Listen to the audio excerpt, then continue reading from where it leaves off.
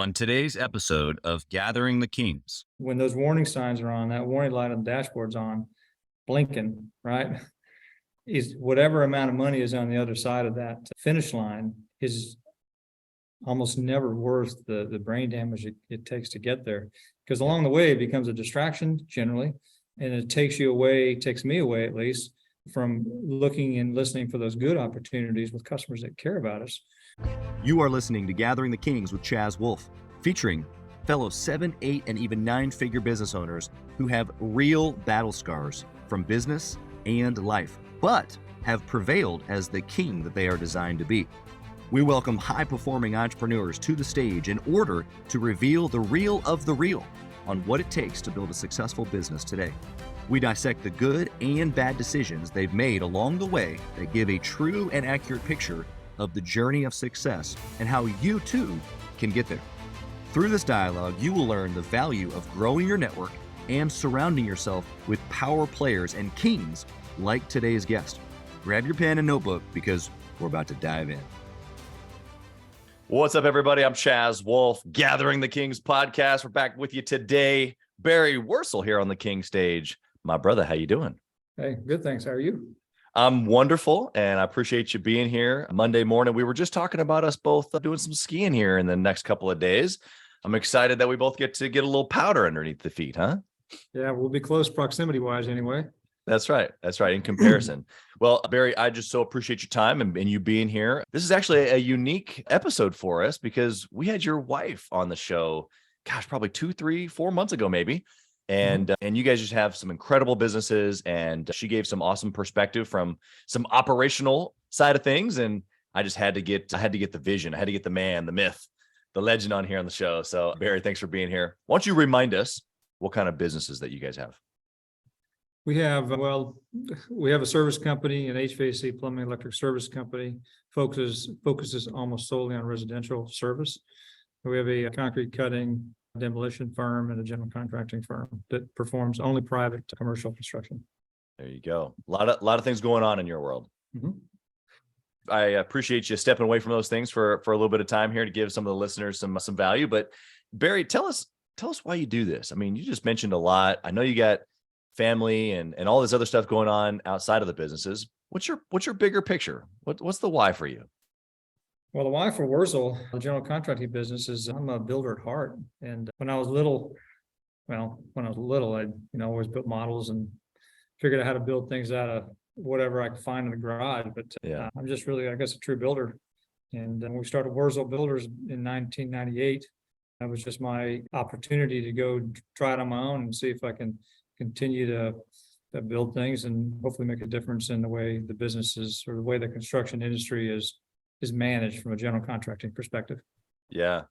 So, I mean, you kind of hit on two things there I want to dive into a little bit more, but you being a builder at heart, I think that is an identity that maybe that you and I are similar in that way. But, and then I also heard you say that you're an industry disruptor a little bit, an industry that you thought maybe was being done in a certain way. And you thought, well, if I can impact that might be good. And so I'd just be curious on that industry disruption. What do you think that what value do you think that you've brought, or what was about the general contracting industry that you wanted to change or that you wanted to upgrade? Like, what are some of those things? Give us some thoughts there. Well, before I went out on my own, I guess a good example of this is before I went out on my own, worked for a company. The president of the company was kind of a hardliner, if you will. And his way of doing things, I'm not going to say it was wrong, but it sure wasn't very user-friendly.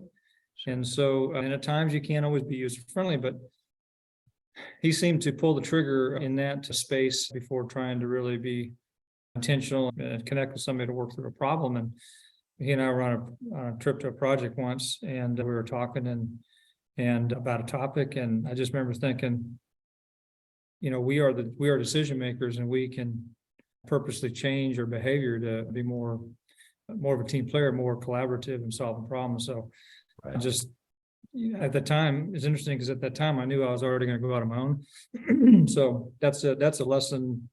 Of course, I've dealt with people like that since being in business, other owners, for example. Yeah. And so I remember that often, that even though the hard line is sometimes the path you need to take, I always search for the solution first and and work with the end in mind and try to find a collaborative way to solve the problem.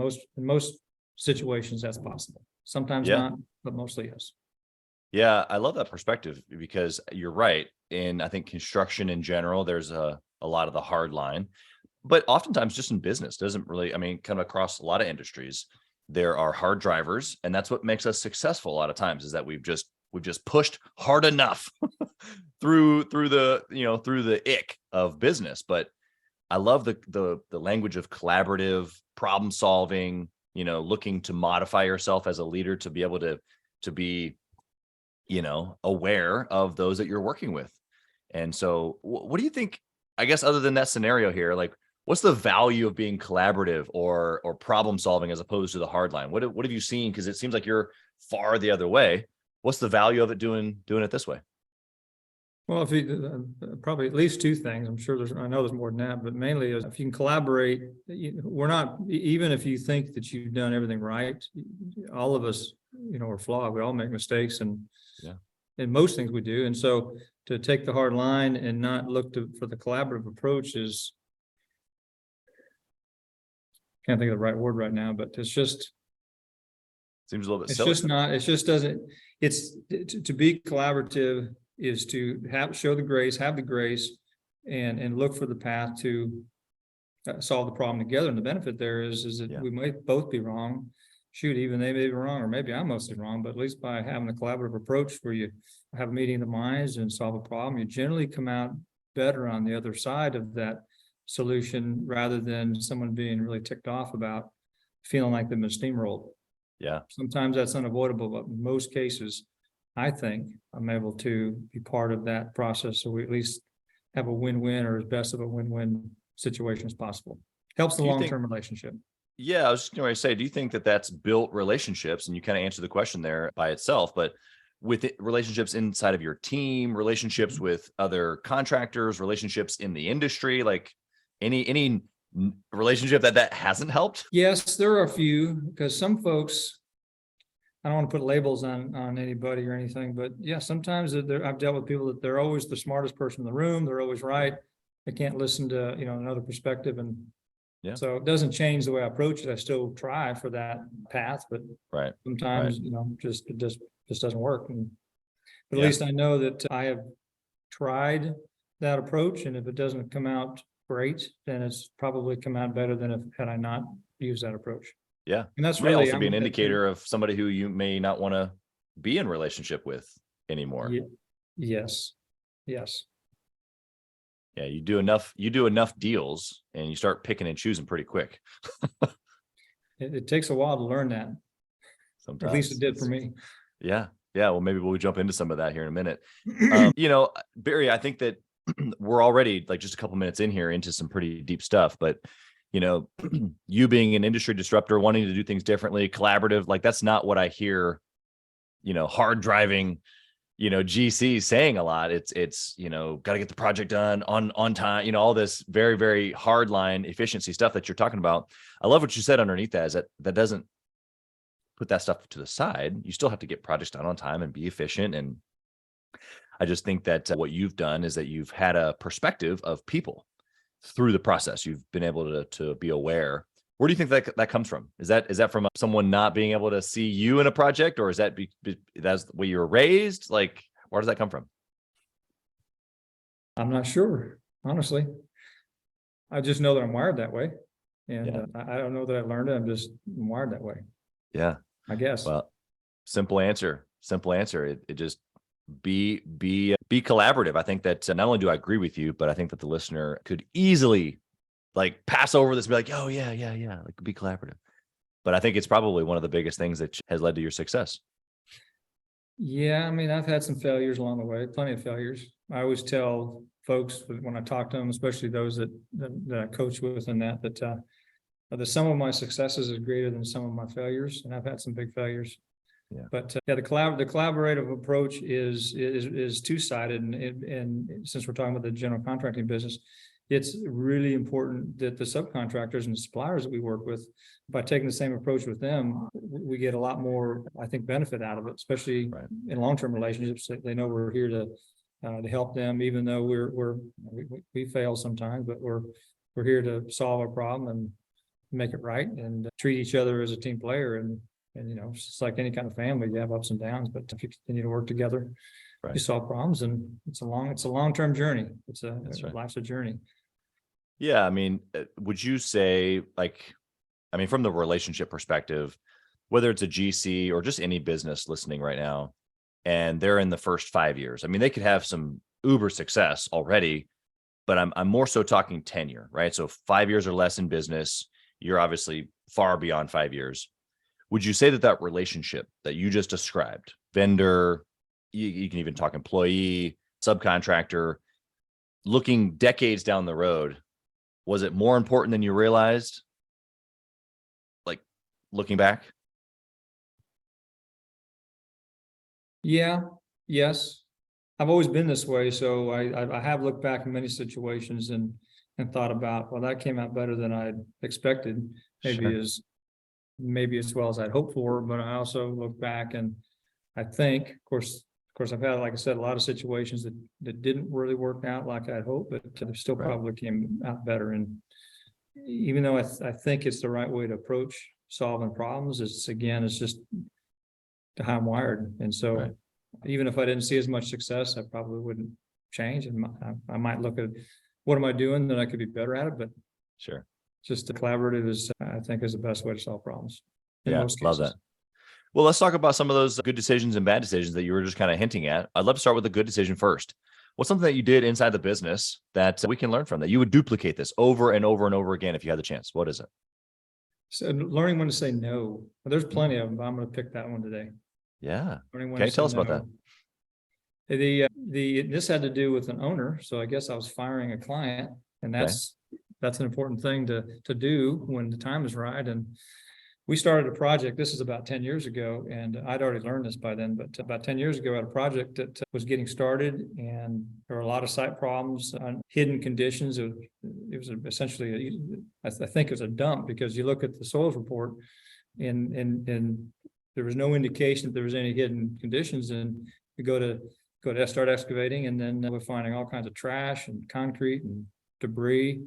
And, we had to put time out here and then stop and say, hey, Mr. Owner, we've got these issues. And their whole posture was, no, you just need to take care of it. You're going to pay for everything and not going to give you time to schedule. They were just really, really hard line. And for about 2 weeks of trying to work through with them, says, look, there's no indication this material's here. It's here now. So I don't know if the company that did the investigative work missed it, or if something changed since this report was done. So anyway, they just kept trying to pound on us, and I decided, you know what, just not going to continue on this project. So hindsight, it was 2020. I mean, a good decision, which is 2020. And knowing what happened after we decided to not do the project is that it's a small world. We hear what's going on, and the folks ended up doing the project had a really, really terrible experience. And so that's an example of a good decision. You dodged a bullet on that. The principle underneath, like you said, is learning how to say no. What do you think gave you the ability in that moment to walk away? And it didn't sound like you were, emotionally charged. It wasn't like in a hot, heated conversation and a debacle, and you said, forget this, I'm out. It sounds like over the course of a couple of weeks, you worked through practically trying to make it work through your collaborative approach. And then you decided practically, this isn't a good fit for us. How did you come to the table with that level of poise? Like, what can the listener be working on right now to build this that you had? Well, I had, fortunately and unfortunately, I had the experience, because I've been burned before. It's like a movie you've seen, right? A commercial you've seen. And it showed all the signs of driving towards a cliff. And so I thought that I'd tried everything to keep the wheels on, but they just weren't going to have any of it. So it's experience, and I was very confident where I was headed, and decided that, we're just not a good fit. And essentially they were agreeable, and that's what we did. And they went down a different path. And so experience, confident in my past experience. Exactly. Yeah. The example that you gave there that really stuck out to me was that you had the indicators, right? So you knew as you were passing these mile markers that, like, wait a second, the cliff's coming up. we should not keep going. And so I think that the most important thing that I think that this show offers is the learning of the indicators that you just That's where the described. And warning so light was on. if someone can listen to you or any of our other episodes and go, man, okay, so that's what I should be watching out for. And then boom, boom, boom, that turns into now a good decision or keeping away from a bad decision, because it could have gone the other way. You could have kept going and it would have been maybe a bad decision. And the thing about it too is that, and I've learned before that, and that decision was really helpful to our subcontractors because we've been involved with projects leading up to that one. And there's been some sense. We've had some bad actor owners that Right. they get near the end of the job and they want to negotiate pennies on the dollar to, release the retainage. Hopefully most of the listeners here are familiar with the general contracting business, but it puts our subcontractors and suppliers in a bad position because they're relying on us as well to help make the good decisions, help protect them. And so, I saw that coming, and there's just going to be a problem all the way around for me and my team, and then all the subs that work with us. Yeah. I think that there's just a lot. I mean, we could probably discuss this ins and outs the entire podcast, as far as how you got there. But a quick takeaway here, a little recap for the listener, is that they should be paying attention to indicators, and specifically in this, the indicators in here, because I can relate. Whether you're dealing with a client that is kind of hardline, like you said, a little bit bullheaded. If you're dealing with somebody that's like uber detailed, like so much so to where it's not just detailed, it's now complaining. It's like unsatisfied completely, always, forever. I mean, those are indicators that you can catch up on, whether it's a construction project or if you're doing, a podcast with somebody. It doesn't matter. They make themselves known, but you just got to know, what you're looking for. And I think that you and I both have given some good indicators here. And oftentimes it's hard to say, you know what, I don't need this, because you're giving up money, you're giving up business, you're giving up, maybe work for your team or for your subcontractors. Speak to that for just a quick second here, Barry. How do you say no to money when, even though maybe it's hard, and you're like, oh, I could figure it out, I'll deal with it, but rather you say no? What gives you the power to do that? I think it gets back to that experience. Money sometimes becomes that shiny thing. You've probably heard chasing the shiny thing is generally problematic. And so we're in business to make money, and we need projects that are profitable so we can keep paying our team. And of course, I like to make some money as well. And so, but when those warning signs are on, that warning light on the dashboard's on, blinking, right, is whatever amount of money is on the other side of that finish line is almost never worth the brain damage it takes to get there, because along the way it becomes a distraction generally, and it takes me away at least from looking and listening for those good opportunities with customers that care about us. So by pursuing that, not only do I have to deal with a problem on the back end to get paid for it, I may have likely missed some good opportunities along the way that are much, much better. Yeah, a lot of lost opportunity, or opportunity cost, as they say, when you're distracted. That's for sure. Barry, what about a bad decision? Something that you did that you would warn us, stay away from this. What can we learn from? Well, there was a time about, I guess we'd been in business 6 or 7 years, and decided that I was going to continue to grow, and I grew too fast and had these aspirations. I'm going to do this, and grew too fast. Had problems. Didn't have a good plan in place to hire. Didn't have a good plan in place with systems and processes to handle the added work. Right. Pretty much you name it. We just weren't prepared, even though I personally felt I could do it, which I could do it, but I had more than people than just me, and we just didn't have the infrastructure in place to handle it. So I started having problems and pulled back, and then since then our growth has been much more steady, always creating and improving systems and processes to help us manage that growth. Yeah. Growing too say fast. I was going to say, obviously the growing too fast piece is, I think a lot of people listening are like, oh, just give it to me, I'll figure it out. Just give me the business, I'll figure it out. And for somebody who hasn't experienced that, like you and I have, and it's not a very good feeling, really. It's not a matter of like, oh, I can figure it out. I can get in there, build a team. Like, it's not like that. It is like drowning is what it is. And it sucks.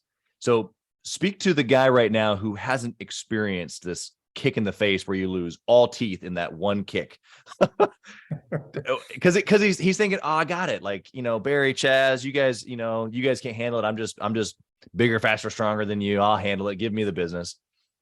What is he missing that you and I have? Perspective and wisdom. And I mean, that's probably obvious, but I'm one of those 5.5 pound. I'm always working to put 5.5 pounds of stuff in a 5-pound bag. So I get it. Yeah. I still do that when I can. Yeah. But I'm a lot more careful because of those problems that I had. And even though I think I can, if it were just Barry Wurzel, I could, and it was only me involved and it was a little tiny thing that I can manage, I can probably do it. Yeah. But when you're talking about a business like most of us have or are involved with, where you have many people, you have different customers, you have subcontractors, suppliers, and just all those moving parts in our business, because we make our money outside our walls. It's not like everything is within these 4 walls, like on a shop table or computer screen, what have you. Yeah. We have to rely so heavily on the team that's not within reach, if you will. You got to get in a truck and drive over there generally. Right. Yeah. Of course, this happened also before tools like we have now, like Procore is one of them, probably heard of that, where we have cloud-based systems where if I want to see a project, I just get on the computer and I can click and see pictures.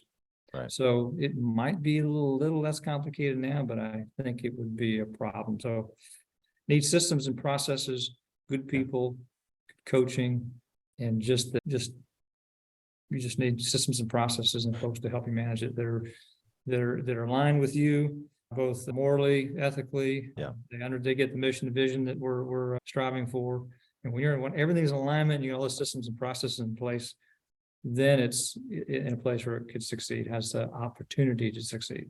Without it, how do you go back and forth on the got to be prepared, build systems, and be ready to? We don't have anything in place, just jump, we'll figure it out, because you can't just be solely in one camp. It's a little bit of both, right? Like you got to take risks, you got to jump before maybe you're fully ready, but you can't do it so fast, so quick that you have nothing in place. Like, what's that balance? It's you've been there. It's sometimes it's instinctive. When I was younger and we were smaller, I had less systems in place, so I probably took more risks than I should have, or maybe needed to. Still take risks now, of course, but we have more folks here. We have more systems and processes, so we have a broader, deeper and broader foundation to pull from. I generally start putting systems, processes, and safeguards in place before I need it, even though it takes some resources, time, and in terms of time and money.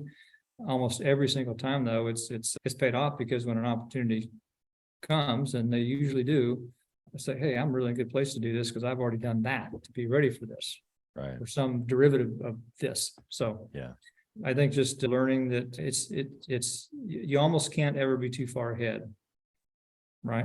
Get ahead of everything, get ahead of, even if you don't have that thing that you need to be ahead for. Right. Plan, plan the work and work the plan. Yeah, absolutely. I agree with you. And I think that, the opportunity train, as you mentioned, it comes around repeatedly. And oftentimes the bigger you get, it comes around more often. And a lot of times we're saying no to those as well, because maybe it's not the right fit, and goes back to what you said earlier. But the being ready is important. And so let me keep us in the same vein, but I want to flip it on its head here. You've got a guy listening right now who's building a business, and it could be, a small business. He hasn't hit $1 million yet, or he could be even 5 or 10 million on the residential side, or maybe even 10 or 20 on the commercial side. And, they haven't really spent time on the systems. They haven't really spent time on leadership, or, core values, or what, whatever the systems inside of the team are, right? What do you say to that guy who's like, man, Barry, I know you're speaking the truth. I know I need to, but I don't have time. What do you say to that guy? Well, that's the lack of planning is the problem. That's where we usually run into problems. So by not having the time, not making the time, as we learn when we get older, time management is a real conundrum at times. Yep. You probably heard this saying, we all have we never seem to have as much time, but we all have all the time there is. That's So if you're going to be, if you think you need to do something and you don't have time to do it, then you really got to, in my opinion, you got to back off and figure out, okay, what needs to be given up. So I can plan to do that thing, because if I don't plan to do that thing, that thing is going to become a problem. Yeah. And especially if it's a customer or someone that's has some real expectations of your performance, you just, like I said, you're going to be beating your head against the wall. It's going to be 9.5 times out of 10, it's going to be a problem. I bet I'd put money on it. Yeah. The big takeaway here for the listener tell me if you want to add anything, Barry, is that not only as you're growing that you've got to build sustainable systems, which includes, you talk about processes and people. So there's hiring, there's team building, there's leadership, there's people training, product training, process training. I mean, there's just stuff that goes into people and hiring. And then of course the actual, SOPs, they're like, okay, step 1, step 2, step 3 for this person, and step 1, step 2, step 3 for this person. And that takes time, money, effort. But you're saying not only do it, but oftentimes if you can just pull back just a little bit, especially if you're growing fast, if you're listening right now and you're growing fast, it's probably an indicator that you should pull back even more. Not necessarily pull back from the growth, but make sure that some of these things are in place. Barry, would you add anything to this? No, I agree with that. It's okay. I will add that it is okay to pull back. Pulling back is not a sign of failure, or a sign that you're going the wrong direction. It actually takes more strength because of the wisdom. Well, if you haven't gained it yet, you will. It really takes more strength and courage to do that, and to get your backyard in order, if you will, to be ready to then, okay, I bumped up against the wall. I'm starting to have some problems here. The warning lights on my dashboard are starting to flash. I'm going to back off to figure out what the problem is here. Let me get some systems in place or fix that thing. And then we'll start to accelerate again. And then almost always you'll be in a much better place. And customers and subcontractors that we're responsible for will react accordingly and be much happier. Yeah.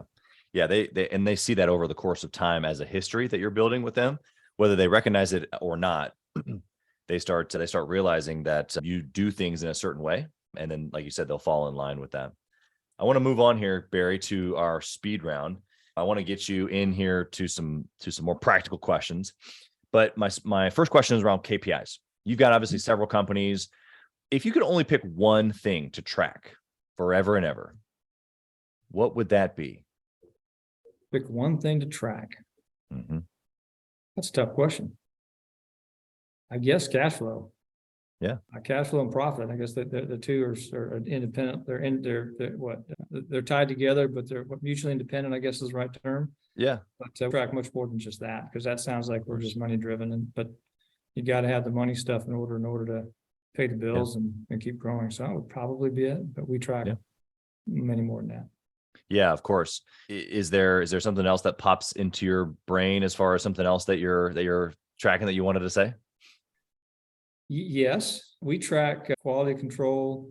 We track progress on the schedule. I mean, a lot of these things are probably what most companies do. Definitely all of them, I'm sure, do as they gain experience. But we have a weekly updating of our tracking process, so I can see numerically how we're doing, both on schedule, how we're doing. In other words, we turn all of our pay applications in on time. So I get a report. That's monthly. I get a report on that, and there gets a number assigned to it, and our bonus program is tied to it for superintendents and PMs, and so I can see that, and I track that over time, so we can see if we're getting better or not. So pay applications, that's also an indicator that we can pay subs on time. So we're getting pay applications submitted to owners, and we're following up, we get paid, and we've got the money there to pay subs timely, which is what they want and need. Right. Quality control, safety, cleanliness of job sites, organization of job sites. I will say there's a long list, but there's about 20 items that we track pretty closely. Yeah, it's awesome. Mm-hmm. Barry, what would you say as far as like a book or a resource that you'd recommend for business owners trying to grow? I've written a bunch of books. Well, one of them is, especially for the younger group, is I want to say it's called Opportunity Meets the Monkey. Okay. It's about essentially don't take on stuff that's not your responsibility. Yeah. It's a real thin book. Monday Morning Leadership is another one. It's a real thin book. I don't know if you're familiar with any of these. It's an easy read. It probably take about an hour. A lot of good messages in that book. I wrote a book called Innovation. I think this is the name of the book. I can send you this list if you like. Sure. But it's about, I was about 2 years ago, I read it. It's all about innovation. Okay. Talks about, especially in our industry, it's got a few topics in our industry, which is really interesting. So it kind of helps keep your mind open to a change, and that, you need to always have a finger on the innovation space, Right. especially in our industry. Construction doesn't change much. It just doesn't change much. And it's hard that the avenues for innovation are limited. It's not like other areas of the world's operation, but anyway, innovation. But I'll think of a few more. No, that's okay. Those are all great. We'll put them in the show notes as well for the listener, and they can grab those. What do you think about intentionally networking or masterminding with other entrepreneurs? Oh, I think it's absolutely necessary, especially if you have peers you can network with. I mean, my wife, Robert and I network with subcontractors, suppliers, folks that we don't do business with, folks that really aren't even in our industry. We network with other general contractors, we network with owners. So I will hear something or have a conversation with, could be a supplier of a certain product, and think, Sure. oh, wow, I didn't know that was being developed, or that's a good way to do that. And I'll be talking to a developer or an owner and hear of something that I didn't know anything about. And so not only is it a form of education for me, because I like to learn, because there's a ton that I don't know, and I know I don't know what I don't know. Right. And so those relationships not only help bring business and business opportunities, it helps educate. And I'm a firm believer that we need to, well, Rob and I are both a member of BNI, and they have a saying basically paying it forward. Okay. But their actual saying is called giver's gain. And so we need to always be here, not just to learn and to serve ourselves, but also how can we help whoever it is we come in contact with. Maybe we have a referral for them. Maybe we have a name of someone that can solve a problem for them. So it's by doing that, we can always maintain some level of two-way opportunity and two-way helping. Yeah. That's a long answer.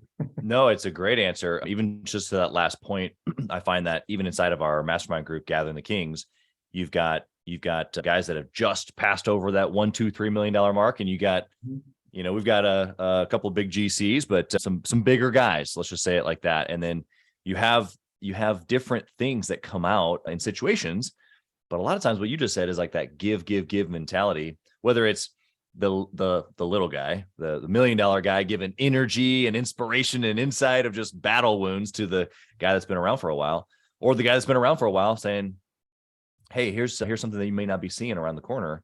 And it's just as much life, what I've learned, for that guy to be able to give in that moment, rather than receive. He actually is receiving.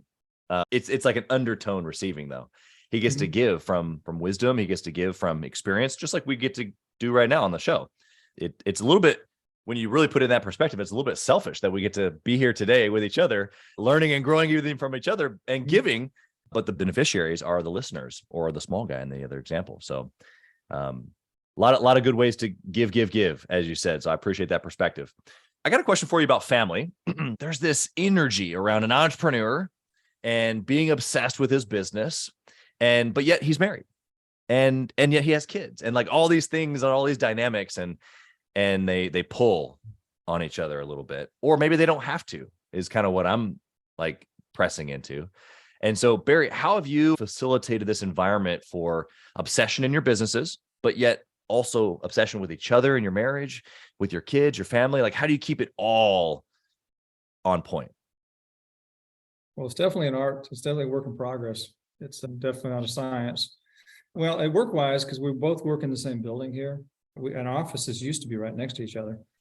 And when we got a chief of staff, which is not a position you don't have in our industry, but she moved down the hallway as soon as we got a chief of staff here on the Wurzel side. So we have our sandboxes, and we know where the edge of the sandbox is.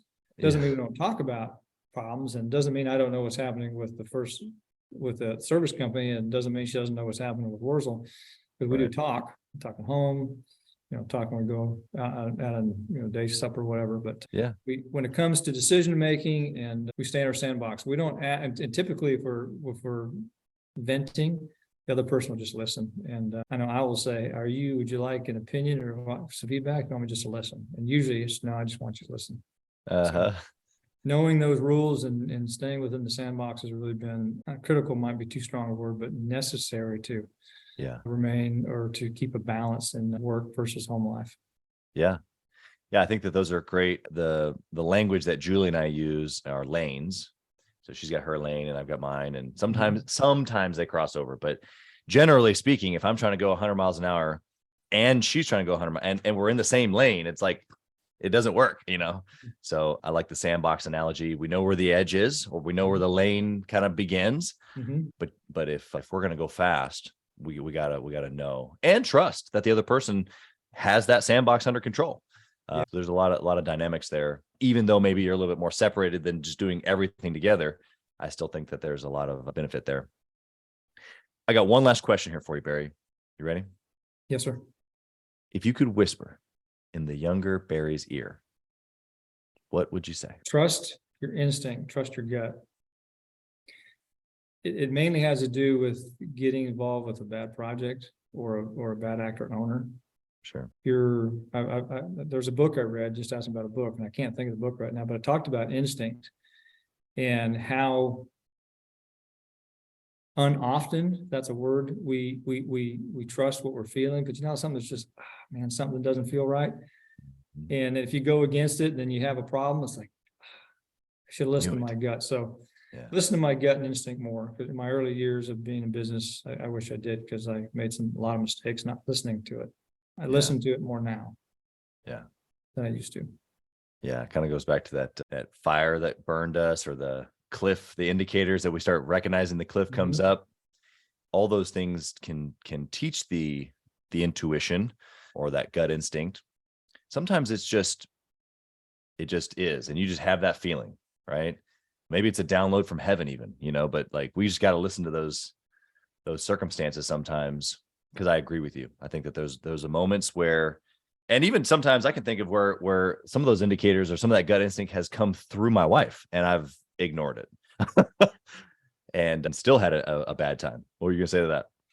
Well, I was gonna say, I forgot to mention that. Yeah, I've always felt that Robin's intuition is better than mine.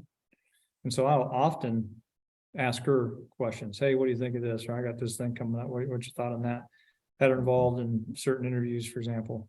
So because she has a different perspective, I think women in general do than men. Maybe it's just my wife has a better intuition than me. But I do know that it's a blind spot for me, or can be. And so I've got a resource over there, and I'll definitely tap into that. Was it Roosevelt that said, I use all the brains I have and all I can borrow? I think he said that. So true. That's and why wouldn't you? It would be egotistical not to. So, well, Barry, you've been humble. You've been clean as far as like, here's how to do it. Like, you've just been super straightforward with us. I love the humility and just genuine approach, really, is probably the best way to describe you and our interactions with you here today. So I'm just so appreciative. How can the listener find you? So same thing, your GC company, your service company, how can we find you if we want to do business with you? Or if we want to pick your brain as another entrepreneur, how can the listener find you? Probably email me. Okay. You want me to give my email? Yeah, you can give it here, and we'll put it in the show notes as well. Okay. Yeah, my email address is barry.wurzel@wurzelbuilders.com. And I definitely can share some things of what I did that were not good. And one thing that history does is it repeats itself.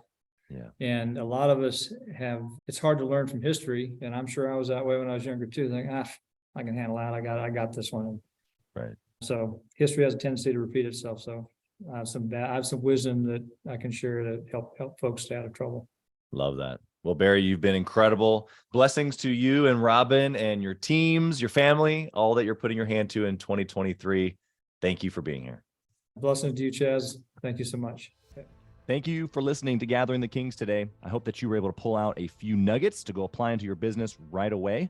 More importantly, though, I hope that you're realizing that it takes more to be successful than just being by yourself, doing it all on your own, carrying the weight all by yourself.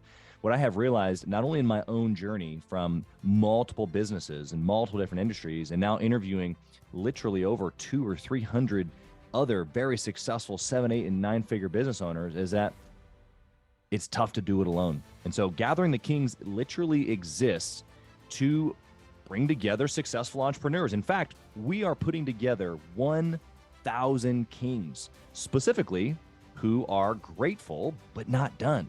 We're intentionally assembling kings who fight tooth and nail for their business, family, and communities. And here's what we believe, that in the pursuit of excellence in those areas, that it ignites within us the responsibility to govern power and forge a lasting legacy. So if that relates and resonates with you, and you know that you need people around you, sharp, qualified, other very successful business owners, I want you to go to gatheringthekings.com. I want you to take a look at what we're doing and see if it makes sense for you to be part of our pursuit to 1,000 kings. Talk soon.